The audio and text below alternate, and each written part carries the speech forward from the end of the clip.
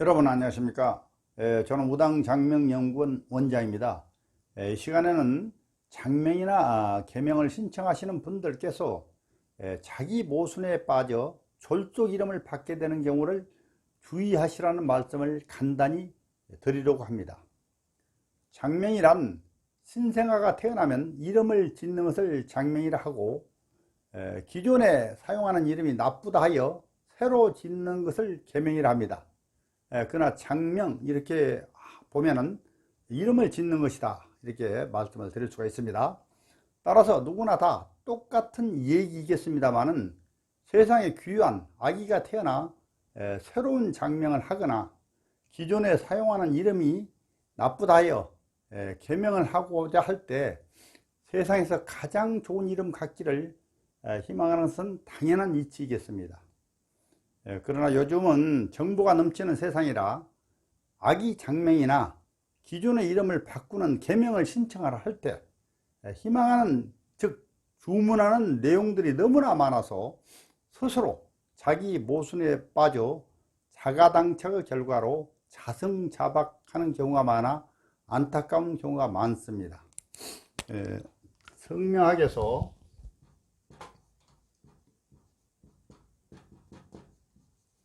장명, 신생아에 대한 신생아 이름을 짓는 것이다. 이름을 짓는 것. 그 다음에 개명. 개명이란 기존의 이름을, 현재 사용하고 있는 이름이 나쁘다 하여 기존의 이름을 다시 짓는 것을 말합니다. 다시 짓는 것. 다시 짓는 것을 말한다. 그러나 장명하면은 포괄적으로 이름을 짓는다 이렇게 보시면 되는데, 통상 일반 장명소에서 장명합니다 하면 신생아에 대한 이름을 짓는 것으로 아시면 되고요. 개명을 하겠습니다 하는 것은 기존의 이름을 바꿀 때 이름을 짓는다는 것으로 아시면 되겠습니다. 자, 그런데요, 아까도 말씀드렸듯이 너무나 그 희망하는 주문 내용이 많아서 자가당착에 빠지고 자승자박한다 이런 얘기요. 자가당착. 자가당착 있습니다. 자가당착이다 이거. 자가당착. 말하면 자기의 은행이 전후 앞뒤가 서로 모순이 돼서 일치하지 않는다. 그걸 자가당착이라고 그래요. 그 다음에 자승자박. 자승자박을 읽습니다.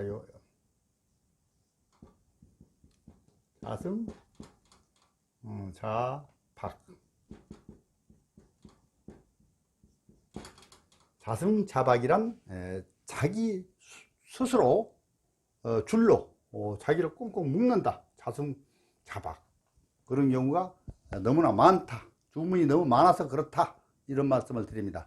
다시 말하자면 장명이나 개명을 신청하시는 분들께서 간혹 희망하는 이름이나 또는 제외해달라는 이름이나 글자 등이 너무나 많아서 이름 짓기가 어렵다는 경우를 말씀을 드립니다. 지금 세상은 개성과 주관이 너무나 강해서 나름대로 깊이 생각하고 하시는 말씀이겠으나, 대부분 그런 분들의 이름을 짓다 보면은 졸속 이름을 추천하게 되는 경우가 많으며, 특히 수많은 분들이 선호하고 꿈에나 그린다는 저 우당의 특별 장명은 널리 알려져 있음에도 불구하고 그런 이름들은 아예 지으려고 생각지도 못하는 경우가 허다합니다. 말하자면 주문이 너무 많아서 그렇다 이런 얘기요.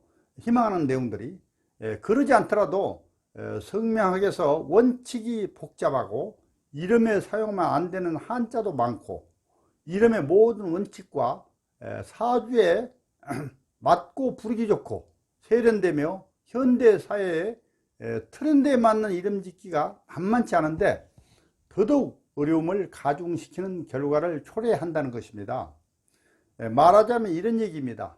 어느 초등학교 선생님께서 본인의 이름을 개명을 신청하면서, 물론 이름이 나쁘다는 거 아셨겠죠. 중복되면 안 되는 이름을 써 놓으셨는데, 보면 학생들 이름을 거의 몇백 명을 기재하는 경우도 있어요. 그리고 조금 덜 까다롭다고 하신 분들은 중복이 되면 안 되는 이름, 즉 피해야 할 이름들을 한 100여 명 이상의 이름들을 나열하여 제가 개수를 헤아리기도 어려운 경우가 많으며 심지어 이름 짓기가 대단히 힘든 경우가 허다합니다. 이름이란 그렇습니다. 이 세상에서 나 혼자만이 사용하면 참 좋겠으나 세상에는 각자의 사주에서 사주에 필요한 기운을 용신과 신이라고 하는데, 용신과 신이 같고 성씨도 같으며 성씨가 달라도 한자의 차이, 한자는 뜻이 다 있습니다. 한자의 차이가 같아 똑같은 이름들이 수천 명씩 되는 경우가 많습니다. 따라서 같은 이름이라 하더라도 그 이름을 누가 사용하느냐에 따라 운세가 크게 다른 것이며, 직계 존속이나 비속이나 또 가장 가까운 측근에만 중복되지 않는다면 사용해도 좋다는 것인데, 행여 너무나 많은 의견을 제시함으로써 자기 모순으로 함정에 빠져 좋은 이름을 받을 수 없게 되는, 즉 아까 말씀드렸듯이 자성자박 한다는 경우가 많습니다.